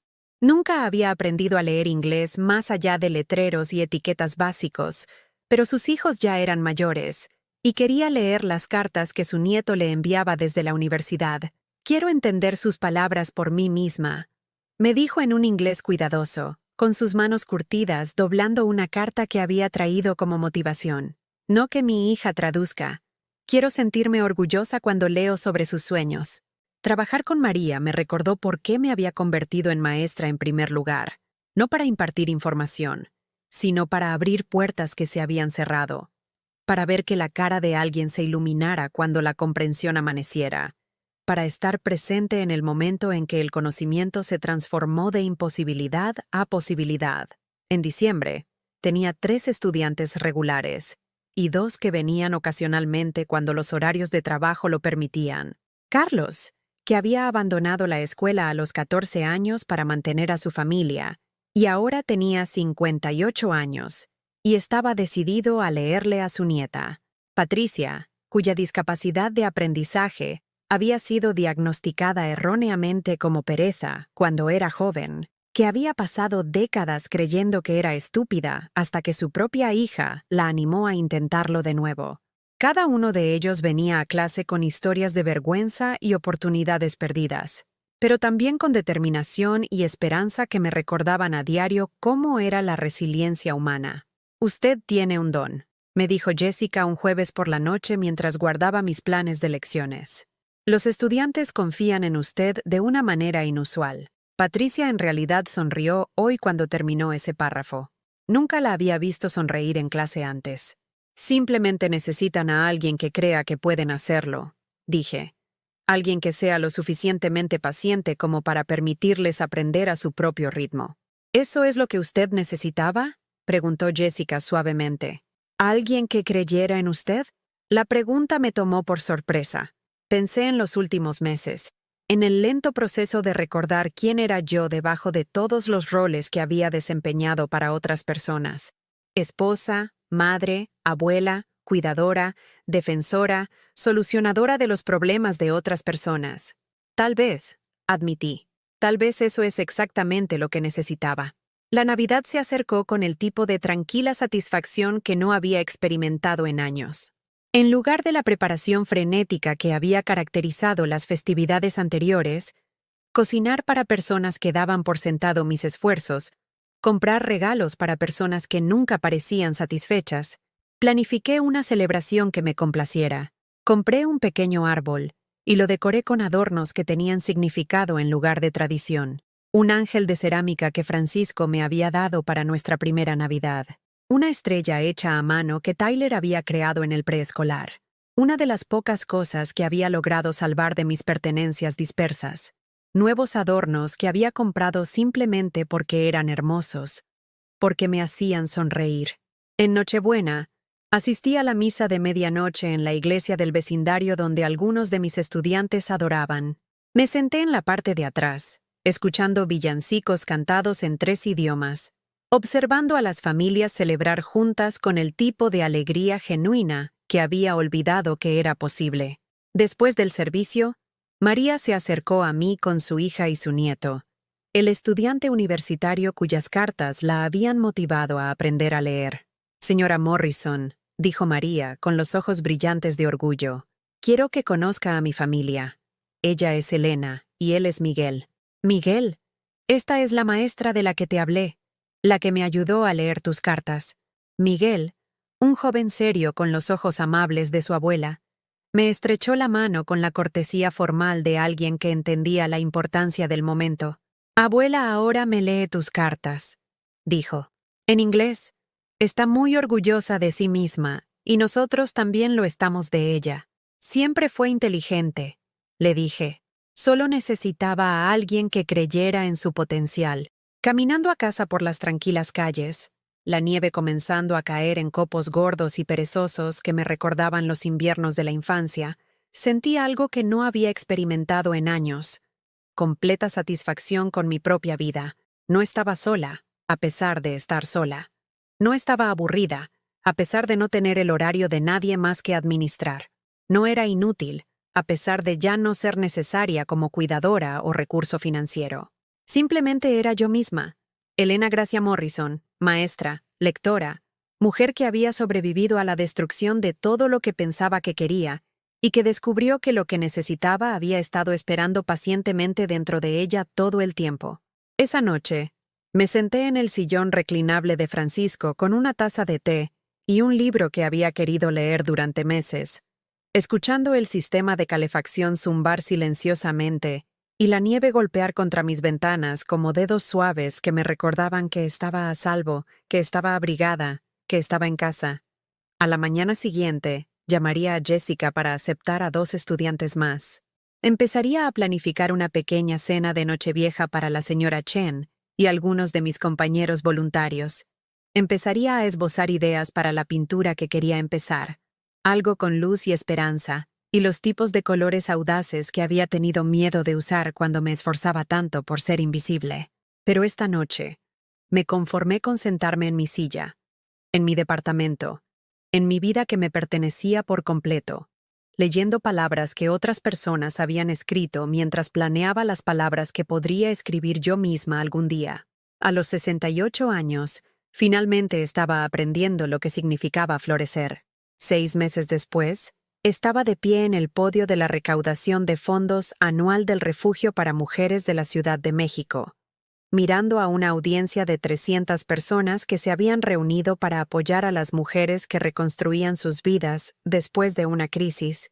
No había planeado estar allí. Ciertamente no había planeado hablar, pero María Santos me había nominado para el Premio al Reconocimiento al Voluntariado, y de alguna manera mi pequeña historia de enseñanza de alfabetización se había convertido en algo más grande, un símbolo de resiliencia que resonaba con las mujeres que entendían lo que significaba empezar de nuevo cuando todos los demás te habían dado por escrito. Elena Gracia Morrison, anunció el presentador, Ha transformado las vidas de 23 estudiantes adultos en solo 6 meses, pero lo más importante es que nos ha demostrado que nunca es demasiado tarde para reclamar tu propia vida. El aplauso fue cálido y sostenido, pero apenas lo escuché. Mientras caminaba hacia el micrófono, vi una cara familiar en la parte de atrás de la sala. Esteban. Estaba de pie cerca de la salida, con la misma expresión incómoda que había usado de niño, cuando lo atrapaban haciendo algo que sabía que estaba mal. Nuestras miradas se encontraron por un momento a través de la abarrotada sala, y vi algo allí que no esperaba. No exactamente vergüenza, sino reconocimiento, comprensión de lo que había perdido cuando tiró a la mujer que lo había criado. No había hablado con él desde esa confrontación final en mi porche. Lo último que había escuchado, a través de las cuidadosas actualizaciones de la señora Chen, fue que él y Kayla se habían mudado a un apartamento más pequeño en un vecindario menos costoso, que Tyler se estaba adaptando a una nueva escuela, que se las arreglaban pero estaban luchando. No había sentido ni satisfacción ni tristeza por esta noticia. Sus vidas se habían vuelto tan separadas de la mía, como si fuéramos extraños que nunca habíamos compartido festivos ni cuentos para dormir, ni las 1000 pequeñas intimidades que unen a las familias. Pero al verlo allí, en una sala llena de mujeres que habían sobrevivido a la traición y al abandono y encontrado la fuerza para reconstruir, sentí algo inesperado, no el perdón exactamente, sino una especie de cierre pacífico que no sabía que estaba buscando. Ajusté el micrófono y miré a la audiencia. Mujeres de todas las edades, de todos los orígenes, unidas por la comprensión de que la supervivencia a veces requiere alejarse de las personas que te aman mal. Me llamo Elena Gracia Morrison. Comencé, con la voz firme y clara. Hace 6 meses yo era una persona sin hogar, no por adicción, enfermedad mental ni ninguna de las razones que a veces nos decimos que la falta de vivienda les sucede a otras personas. Estaba sin hogar porque mi propio hijo decidió que no había lugar para mí en la casa que le había ayudado a comprar, la vida que le había ayudado a construir. Un murmullo recorrió la audiencia. Este no era el típico discurso de reconocimiento a los voluntarios que esperaban. Durante 42 años, me definí a través de mi servicio a los demás. Estaba orgullosa de cuánto podía dar, de lo poco que necesitaba, de lo dispuesta que estaba a sacrificar mi propia comodidad por la felicidad de mi familia. Pensé que eso era amor. Hice una pausa, volviendo a encontrar la cara de Esteban en la parte de atrás de la sala. No se había ido, estaba escuchando. Pero en algún momento del camino, mi amor se convirtió en habilitación, mi generosidad se convirtió en explotación. Mi voluntad de anteponer a los demás se convirtió en una lección que le enseñó a mi propio hijo que yo era desechable. La sala estaba completamente en silencio ahora. Incluso los camareros habían dejado de moverse, atrapados por palabras que muchos de ellos habían vivido, pero quizás nunca habían escuchado hablar con tanta claridad. Pasé 5 noches durmiendo en mi coche, preguntándome qué había hecho mal, cómo había fracasado como madre, por qué mi amor no había sido suficiente para obtener respeto y dignidad básicos. En la audiencia, vi a mujeres asintiendo, el reconocimiento brillando en sus ojos. Estas eran historias que conocían, variaciones sobre temas que habían vivido. Y entonces recordé algo que mi esposo solía decirme. Decía que la medida del amor no es cuánto estás dispuesto a sacrificar, sino cuánto estás dispuesto a luchar por lo correcto. Decía que el amor de verdad no te pide que te hagas más pequeño, sino que te pide que te conviertas en todo lo que eres capaz de ser. Pensé en Francisco, deseando que pudiera verme ahora, de pie frente a cientos de personas, finalmente entendiendo la lección que había tratado de enseñarme todos esos años atrás. Así que dejé de preguntar qué había hecho mal, y empecé a preguntar qué iba a hacer bien. Dejé de rogar por migajas de afecto de personas que ya habían decidido que yo no valía nada, y empecé a construir una vida con personas que valoraban lo que tenía para ofrecer. Señalé hacia la mesa del programa de alfabetización, donde María estaba sentada con lágrimas en los ojos, sosteniendo la carta de aceptación de la universidad que había podido leer por sí misma la semana pasada. Aprendí que ser necesitada y ser usada no son lo mismo. Aprendí que el amor que te exige desaparecer no es amor en absoluto. Es egoísmo con una máscara bonita. El aplauso comenzó lentamente, creciendo a medida que más mujeres se unían, reconociendo una verdad que atravesaba las convenciones educadas de la lealtad familiar y el amor incondicional. Hoy, enseño a leer a adultos que han esperado toda su vida a que alguien crea en su potencial. Pinto acuarelas del lago de Chapultepec al amanecer. Hago cenas donde el único requisito para asistir es la genuina apreciación por la compañía mutua. Hice una pausa, mirando directamente a Esteban, que todavía estaba de pie congelado junto a la salida.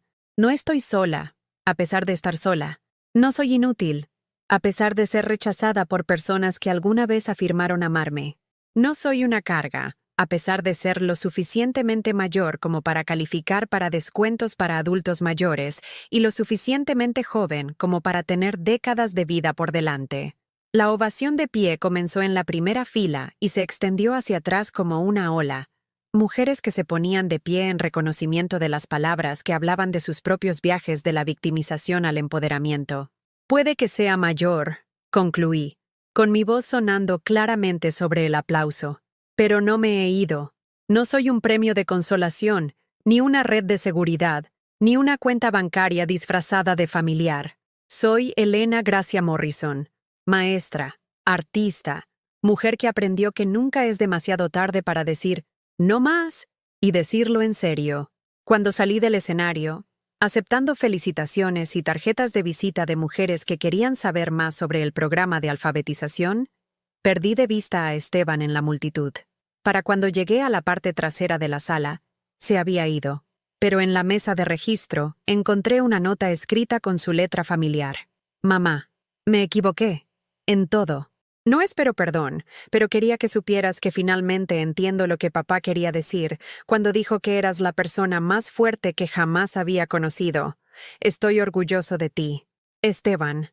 Doblé la nota cuidadosamente y la puse en mi bolso, junto al dibujo de crayones de Tyler que todavía llevaba a todas partes.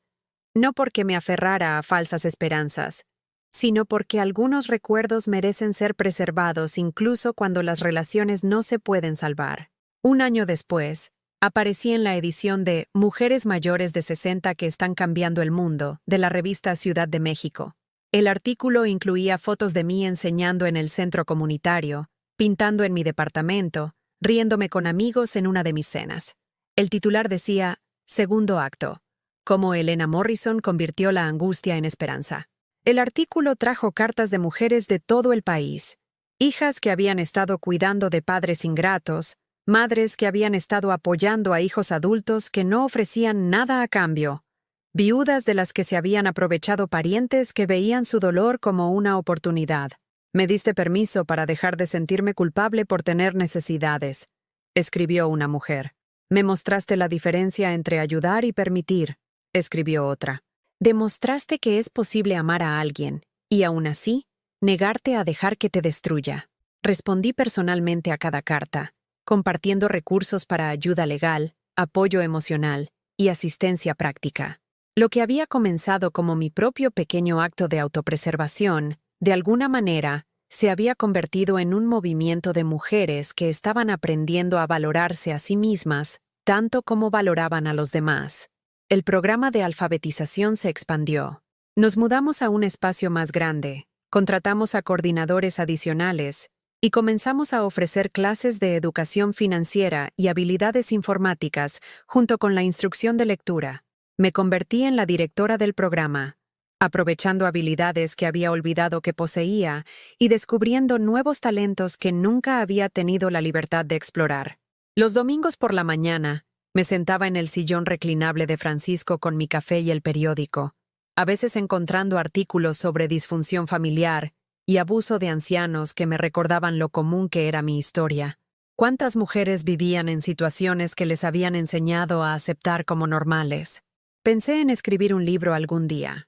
No exactamente unas memorias, sino una guía práctica para mujeres que luchaban por distinguir entre el amor y la manipulación, entre la lealtad familiar y la autodestrucción.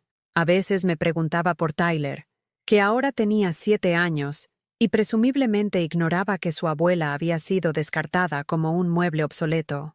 Me preguntaba qué historias le habían contado sobre mi desaparición, si recordaba las tardes que habíamos pasado juntos, si alguna vez preguntaba por qué la abuela Elena había dejado de visitar, pero había aprendido a preguntarme sin dolor, a preocuparme sin sacrificar mi propia tranquilidad.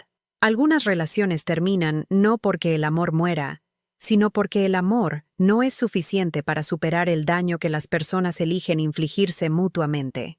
En el segundo aniversario de ese terrible día en que encontré mis pertenencias esparcidas en el jardín, pasé en coche por la casa donde había criado a mi hijo y enterrado a mi esposo. La joven familia que la había comprado había pintado la puerta principal de amarillo y había instalado un columpio en el patio trasero. Las bicicletas de los niños estaban esparcidas por la acera, y los maceteros rebosaban de petunias y caléndulas. Parecía una casa donde se amaba a la gente correctamente, completamente, incondicionalmente, pero no a expensas de la dignidad o la autoestima de nadie. No sentí tristeza al mirarla, ni arrepentimiento por la vida que había perdido o la familia que me había rechazado. En cambio, sentí gratitud por la previsión de Francisco al proteger mis derechos legales, por la experiencia de Miguel al ayudarme a reclamarlos, por mi propia y terca negativa a desaparecer silenciosamente cuando desaparecer habría sido más fácil. Sobre todo, sentí gratitud por la lección que me había tomado 68 años aprender, que el amor sin respeto no es amor en absoluto, y que las personas que realmente merecen un lugar en tu vida nunca te pedirán que te lo ganes haciéndote más pequeño. Esa noche, organicé una cena para 8 mujeres, estudiantes de alfabetización, compañeros voluntarios, vecinos que se habían convertido en amigos. Comimos pasta con salsa marinara que había hecho desde cero, bebimos vino que costaba más de lo que solía gastar en comestibles en una semana, y reímos hasta que nos dolieron las mejillas. «Elena», dijo María mientras me ayudaba a limpiar los platos, «¿alguna vez lo extrañas? ¿Tu vieja vida?» Pensé en su pregunta mientras cargaba el lavavajillas, considerando lo que podría extrañar de años pasados caminando sobre cáscaras de huevo, disculpándome por existir, midiendo mi valía por la disposición de otras personas a tolerar mi presencia. «No», dije, sorprendiéndome de lo completamente en serio que lo decía. No extraño que me dieran por sentado. No extraño ser invisible. No extraño amar a personas que veían ese amor como debilidad en lugar de como un regalo. Mientras mis invitados se preparaban para irse, intercambiando abrazos y haciendo planes para la clase de la próxima semana, me di cuenta de que así es como se veía realmente la familia. Personas que elegían estar en la vida de los demás, porque estar juntos hacía que todos fueran más fuertes, más felices, más ellos mismos en lugar de menos. De pie en la puerta de mi casa, despidiéndome con la mano de mujeres que valoraban lo que yo aportaba a sus vidas, sentí algo que había pasado décadas buscando en todos los lugares equivocados. Me sentí completa, auténtica y alegremente en casa. La historia que acabas de escuchar no es solo mía. Es la historia de innumerables mujeres que han aprendido que el respeto por una misma no es egoísta, que los límites no son barreras, y que, a veces, las personas que dicen amarte más son las que necesitan aprender a amarte mejor. ¿Alguna vez te has encontrado en una situación en la que tu amabilidad fue confundida con debilidad? ¿Donde tu amor fue dado por sentado por las mismas personas que deberían haberlo apreciado más?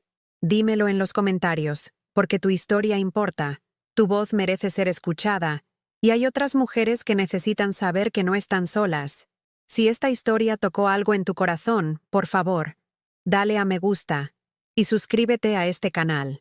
Estos mensajes de esperanza y curación deben llegar a las mujeres que aún duermen en sus coches, que aún se hacen más pequeñas, que aún creen que el amor significa aceptar cualquier migaja de afecto que la gente esté dispuesta a lanzarles.